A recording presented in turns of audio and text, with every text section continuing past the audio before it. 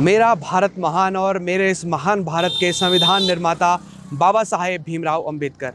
बाबा साहेब ने जब संविधान निर्माण किया था और इस देश को एक गणतंत्र के बहाने, गणतंत्र के ज़रिए चलाने की कोशिश की बात की थी, तब शायद उन्होंने जहन में एक ऐसी तस्वीर नहीं देखी होगी जहां प्रदेश के, देश के पढ़े लिखे बेरोज़गार युवा इस तरह बाहर बैठने के लिए मजबूर हो।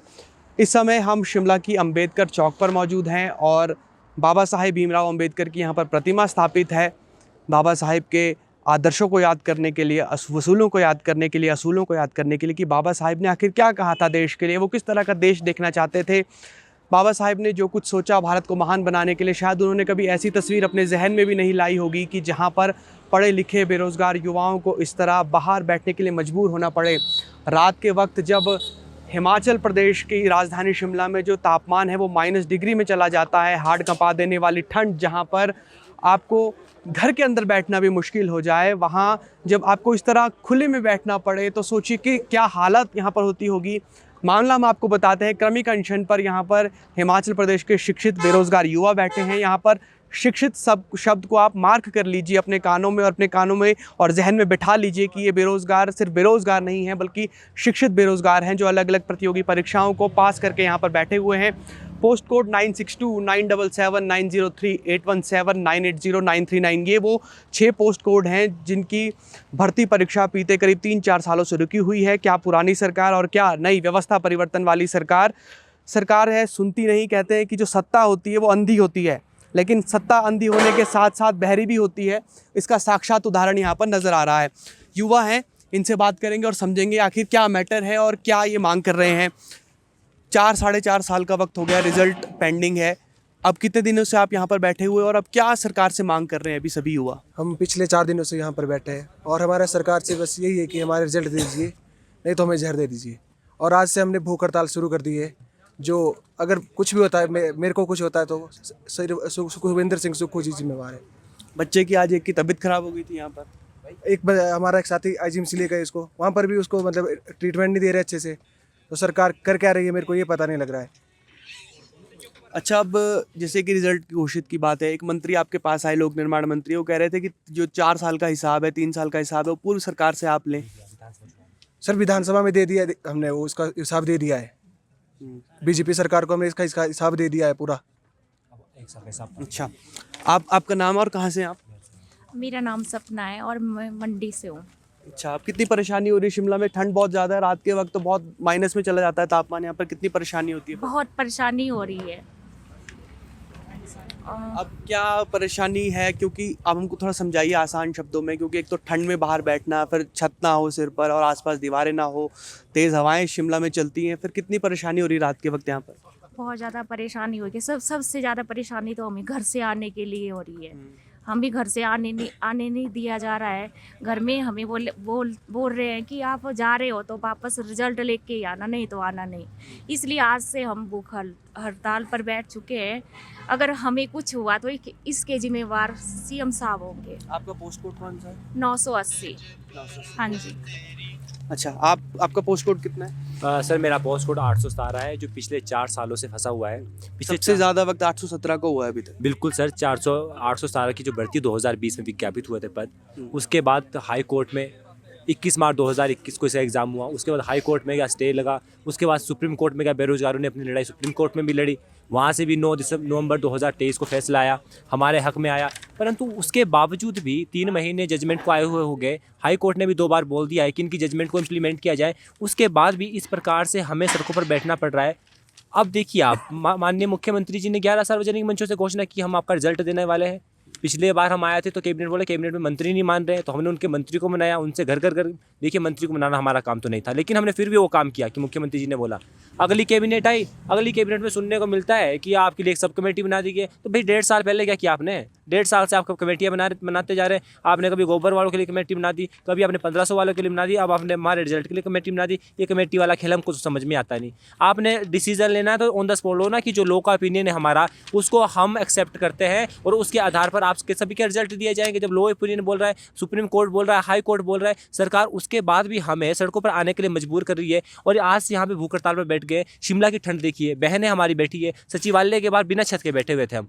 तो उसमें देखिए कि अगर किसको हो जाता है कुछ तो उसका जिम्मेवार कौन है? हमारे भी माँ बाप है। हमें उन्होंने ये नहीं कहा है कि आप सड़कों पर बैठे, लेकिन मजबूर कर दिया सरकार ने। आज हम बैठे, कल से हमारे माता पिता भी हमारे साथ बैठेंगे, क्योंकि एक समाज का दबाव, ऊपर से बढ़ती उम्र के साथ हमारे ऊपर दबाव आ रहा है। तो इस बात को मुख्यमंत्री जी को समझना चाहिए। जहां उन्होंने कहा था कि हम 1 लाख नौकरी देंगे, जिस दिन ये बात हुई थी कि हम 1 लाख नौकरी देंगे, उस दिन मैं सोलन के ठोडो ग्राउंड में था। प्रियंका गांधी जी ने बोला कि हम 1 लाख नौकरी देने वाले हैं। मैंने भी, भारतीय जनता पार्टी ने सताया हमको, तो हमने उसका जवाब दिया कि विधानसभा चुनाव में कांग्रेस को वोट दिया। मैं भी ठोडो मैदान में खड़ा हो गया, तालियां बजाने लगा। आज वही तालियां अपने मुंह पर बजा रहा हूँ कि हमने 1 लाख नौकरी का वादे देखे थे, लेकिन आज जो पेंडिंग रिजल्ट है उनकी भी रिजल्ट नहीं आ रहे। जीआरटी 817 की बात कर दी है, कितनी लंबी लड़ाई लड़े और कब तक लड़ाई लड़ते रहे। हमें जहां ऑफिस में बैठना था, आज हम सड़कों पर बैठ रहे हैं। यहाँ पे क्या बोलते कांग्रेस के सुप्रीमो राहुल गांधी जी पूरे भारत में न्याय यात्रा कर रहे हैं, परंतु जहां भारतीय राष्ट्रीय कांग्रेस की सरकार है, जहां उनकी सरकार है, वहां पे तो युवाओं को न्याय नहीं मिल रहा। तो किस बात के न्याय की बात कर रहे हो? पहले जहां पे उनकी सरकार है वहां पे तो देखिए कि आपको न्याय मिल रहा है कि नहीं मिल रहा है। युवा बहनें बैठी हुई यहाँ पे, मुख्यमंत्री जी की बेटियाँ होगी, बहनें होगी, वो उन्हीं की तरह यहाँ पे। हम कोई बाहर के प्रदेश से नहीं आए, ना हम यूपी से है, ना हम बिहार से है, ना मध्य प्रदेश, हम हिमाचल प्रदेश से। और हमने अपने मुख्यमंत्री को चुना है। अब मैं आपको बताता हूँ, विक्रमादित्य जी ने कहा कि 3 साल का हिसाब किताब जयराम जी ने चल लीजिए। मैं कहता हूं कि हमने 3 साल का क्या 5 साल का हिसाब दिया जयराम जी को। हमने वोट के चोट पे उनको सत्ता से बाहर फेंका, आपको सत्ता में लाया। आज ये सुनने के लिए कि आप पहले उनसे हिसाब किताब, आप पहले ये बताओ कि 1.5 साल का हिसाब किताब आप दो पहले। हमने आपको वोट दिया भाई, हिसाब किताब लेने वाला काम आप क्या करो, हमने नहीं लेना हिसाब किताब। आप हमारे रिजल्ट तो किस तरह से देंगे? आप रिजल्ट लेने की बात करो। अब कमेटी वाला काम छोड़ो। अब अगर यहाँ पे रिजल्ट नहीं मिला तो आने वाले समय में यहाँ पे अभी भूख हड़ताल शुरू, फिर आमरण अनशन शुरू होगा, विधानसभा का घेराव भी होगा और आगामी लोकसभा चुनाव में इसके विपरीत परिणाम भारतीय राष्ट्रीय कांग्रेस को देखने को मिलेंगे। आपको लगता है कोई असर पड़ेगा? क्योंकि सरकार का तो कोई व्यक्ति मिलने ही नहीं आ रहा, कोई नुमाइंदा मिलने नहीं आ रहा। जो आ रहा है वो बोलते हैं कि हिसाब पिछली सरकार से ले लीजिए। यही तो दुर्भाग्य है कि यहाँ पे प्रदेश के बेरोजगार बैठे हैं, लेकिन सरकार सोई हुई है, उन्हें कोई फर्क नहीं पड़ रहा है। बहनें बैठी हुई है। एक भाई हमारा आज आईजीएमसी में शिफ्ट कर दिया, तो सरकार को तब फर्क पड़ेगा जब किसकी मृत्यु हो जाएगी। यहाँ पे सरकार को सोचना चाहिए ना कि यहाँ पे अगर लोग आए तो कम से कम आपसे, और मुख्यमंत्री जी हमसे मिलने तब आए, ऐसे आश्वासन लेके ना आए। मुख्यमंत्री तब आए जब नोटिफिकेशन उनके हाथ में हो। ऐसे आश्वासन लेके ना हम घर जाने वाले और ये आंदोलन जारी रहेगा जब तक हमारे रिजल्ट नहीं मिलेंगे। मुख्यमंत्री जी या कोई भी मंत्री यहाँ पर तब आए जब उनके हाथ में नोटिफिकेशन हो गया कि आपका रिजल्ट इतने दिनों में घोषित होगा और चीफ सेक्रेटरी के साइन हो उसमें। अब मुख्यमंत्री जी कह रहे हैं कि हमारे मंत्री नहीं मान रहे। अरे भाई, जब आपका नहीं मान रहे तुम्हारा मानेंगे वो? कैसी बातें कर रहे हैं? ऐसी स्टेटमेंट हम तो आज तक सुनी नहीं। मुख्यमंत्री जी ये बताएं भाई रिजल्ट कब देना और नोटिफिकेशन हमको दिखाएं। सबसे पहले मैं जाऊँ और सारे लोग भी यहाँ से जाएंगे। हमारा ना तो कोई नेता है, ना हम नेता बनने हैं, ना हम राजनीतिक पार्टी से, ना राजनीतिक पार्टी के प्रवक्ता है। तो हम एक बेरोजगार है, अभ्यर्थी है, तो उस तरह से हमारी मांगों को सुना जाए, उनमें पूरा किया जाए। पूरी जिस दिन मांग होगी हम चले जाएंगे यहाँ से, हमें कोई शौक नहीं यहाँ पे बैठने का। रविवार को कार्यक्रम के लिए मुख्यमंत्री यहीं से गए, पिछले कल रविवार को मुख्यमंत्री जी एक बार यहाँ से पीटर ऑफ के लिए वापस आए। मुख्यमंत्री जी ने दो मिनट भी नहीं सोचा कि हम बच्चों से मिल लें। अब मिल के करेंगे क्या? आश्वासन तो हमें चाहिए नहीं, आश्वासन लेते लेते बहुत टाइम हो गया। अब हमें चाहिए रिजल्ट की नोटिफिकेशन, उसके बाद हम चले जाएंगे यहाँ से। खाने की कैसी व्यवस्था है यहाँ पर? फिर कैसे करते हैं खाना पीना? 3 वक्त का तो खाना बहुत ज़रूरी है। फिर जो लोग नहीं है कमी कंशन पर, कैसे व्यवस्था हो रही है भोजन की? सर डोनेशन मांग रहे हैं हम लोग, तब जाके कहीं हम अपना गुजारा कर रहे हैं। सर घर वालों ने तो बोला है भाई अपने खर्चे पे जाओ, हमने नहीं बोला है आपको जाने के लिए, और इस सरकार से नहीं होने वाला कुछ भी, ऐसा बोलते हैं वो हमें। और घर में मत आना, बार बार नहीं हम भेज सकते, या तो रिजल्ट लेकर आओ, नहीं तो तब फिर अपनी मर्जी करो, मनमानी करो। सर किस किस की सुने हम? घर वालों का प्रेशर अलग है, दुनिया का प्रेशर हमारे पे अलग है, खर्चे अलग से हैं, बाल बच्चे हैं, उन्हें भी हम क्यों पढ़ाएं सर? अगर उन्होंने भी हमारी तरह ही बैठना है यहाँ पे। हमारे साथी हैं, इनकी बेटी का एक्सीडेंट हो गया तब भी ये यहाँ बैठे हैं। अब सोचो हम पे क्या बीत रही है उस टाइम। घर वालों को इतना प्रेशर है सर, आपको नहीं पता है हमारे घर में कितना प्रॉब्लम चलती है। मेरी ही प्रॉब्लम नहीं है, यहाँ पे जितने आए उनके सबके घरों में प्रॉब्लम है। हम अपने हक के लिए आ रहे हैं। शायद हमारे लिए एक उम्मीद है सीएम सर कि वो शायद हमारी ये रोना धोना देख लें और समझे हमारी फीलिंग्स को कि अब बहुत हो गया सर। 1.5 साल आप लोगों को हो गया, उससे पहले भी ये लोग बच्चे सारे तड़पे हुए हैं। 4 साल निकालना कोई आसान बात नहीं होती है। हमने तो साल भर में इतना सहन कर लिया है कि भाई हमसे अब सहन नहीं होता है भाई। तो सर हमारे बारे में सोचें, हमने भी आगे क्या करना है क्या नहीं, किस तरह से हम अपने बच्चों को आगे तैयार करें। हम हमारे खुद कोई हमारे भविष्य खुद ही अंधकार में है, तो हमारे अपने बच्चों के भविष्य क्या बनाएंगे। आपका पोस्ट कोड कौन सा है? 980 है सर मेरा पोस्ट कोड। आपका कौन सा पोस्ट कोड है? 817 एंड 939 JOIT। दोनों क्लियर है आपके? Yes sir. तो फिर अब जैसे रिजल्ट नहीं आ रहा तो फिर घर वाले क्या बोलते, क्या आगे परेशानी होती है? सर घर वाले तो बहुत कुछ बोलते हैं, घर वालों का प्रेशर है, सोशल प्रेशर है, जैसे कि वो क्वेश्चन हमें ही करने लग जाते हैं कि यही कैपेबल नहीं है। उनको क्या पता हमने रिज़ल्ट कैसे कैसे लिए हुए हैं अपने रिज़ल्ट, और जैसे वो नीचा दिखाते हैं एक तरह से हमें, वो हमें ही नहीं हमारे माँ बाप को भी क्वेश्चन करते हैं। तो इसलिए अब माँ बाप का प्रेशर हम पे ही आ रहेगा, वो तो हमें बोलेंगे ही कि इतनी बार तुम चले गए सीएम साहब, तुमसे मिलते नहीं ठीक से, मिलते हैं तो आश्वासन लेके आ जाते हो, हर बार होता कुछ नहीं है तुम्हारे रिजल्ट का, तो फिर जाते क्यों हो तुम लोग। अच्छा, जैसे आप लोग तो कम्पिटिटिव एग्जाम्स की तैयारियां कर रहे हैं, तो फिर अभी 1-1.5 साल या पिछले 2 साल में कितनी भर्तियां आई हैं नई कोई? इसके अलावा मतलब ये जो टेस्ट है एक तो ये पेंडिंग है, इसके अलावा कोई भर्तियां आई अभी तक नहीं? नहीं सर, भर्तियाँ आएंगी कहाँ से, जब चाइना आयोगी इन्होंने बंद कर दिया, वो भी बिना सोचे समझे। जब अगर उन्होंने बंद किया तो उनको वो चलाना भी चाहिए था 1-2 महीने के अंदर, बट अब वो 1.5 साल होने वाला है लेकिन अभी तक वो शुरू ही नहीं हुआ है इनसे। सानन कमेटी बनाई इन्होंने, अभी तक उसकी रिपोर्ट ठीक से नहीं आई है।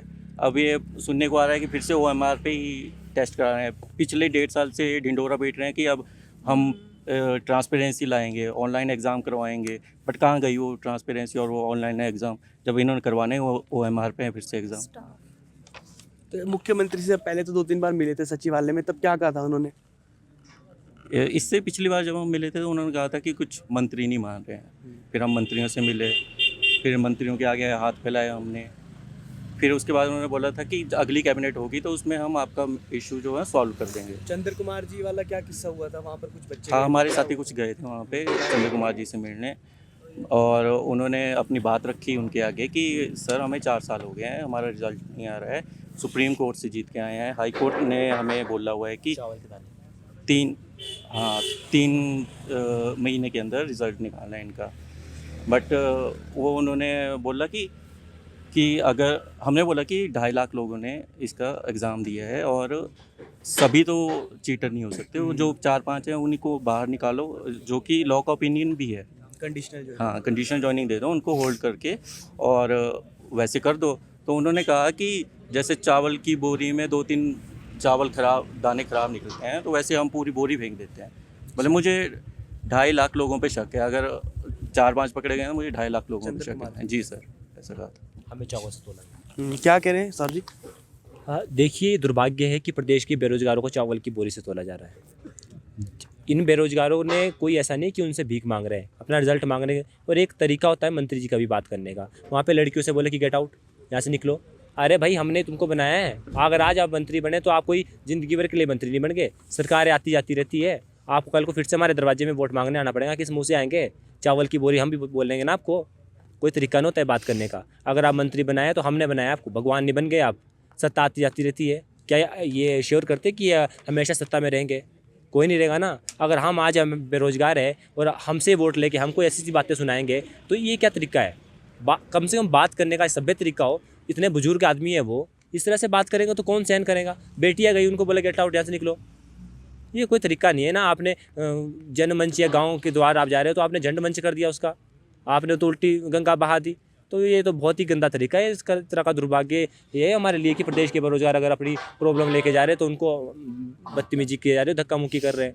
तो इस तरह से तो नहीं चलेगा ना। आप हमारा जो रिजल्ट है उसको दीजिए। चयन आयोग की बात करूँ मैं, अब सानन कमेटी, ये कमेटी हमारे रिजल्ट के लिए बनाई, एक सानन कमेटी बनाई थी। आप मुझे बताइए कि सानन कमेटी की जो रिपोर्ट थी उसके में से जो जिन्होंने बोला था, जो रिकमेंडेशन दी थी, वो कितनी धरातल पर आई? कोई नहीं आई ना सर। तो रिपोर्टें तो बनती रहती है और कमेटियाँ भी बनती रहती है। अब रिपोर्ट और कमेटी का बनाने का काम ख़त्म करो, अब रिजल्ट देने की बात करो सीधी सी। तो बाबा साहेब भीमराव अंबेडकर का ये देश, राष्ट्रपिता महात्मा गांधी का ये देश और डॉक्टर यशवंत सिंह परमार का ये प्यारा प्रदेश। ना तो बाबा साहेब भीमराव अंबेडकर ने कभी ऐसा सोचा था, ना बापू महात्मा गांधी ने, और ना ही डॉक्टर यशवंत सिंह परमार ने, कि हिमाचल प्रदेश के उस मेहनती युवा को, शिक्षित बेरोजगार युवा को इस तरह सड़कों पर बैठना पड़ेगा, घर परिवार को छोड़कर बैठना पड़ेगा और फरवरी की ऐसी ठंड में बैठना पड़ेगा जहाँ पर अगर धूप ना हो तो वहाँ पर आप ये मानिए कि आधा घंटा 15-20 मिनट निकालना भी मुश्किल हो जाता है। और इस ठंड में ये युवा यहाँ पर बैठे हुए हैं। मांग सिर्फ एक है कि सरकार एक रिज़ल्ट घोषित कर दे, जिसका ये लंबे वक्त से इंतज़ार कर रहे हैं। जो मंत्री ये कह रहे हैं कि पूर्व सरकार से हिसाब लिया जाए, तो इन युवाओं का ये तर्क है कि जो पिछली सरकार का हिसाब था वो विधानसभा चुनाव में पूरा कर दिया गया, और अगर अब हिसाब की ज़रूरत कांग्रेस को भी है तो वो आने वाले लोकसभा चुनाव में ये युवा पूरा करके दिखा देंगे। तो फिलहाल के लिए इतना ही। आप जुड़े रहिए ABP लाइव के साथ।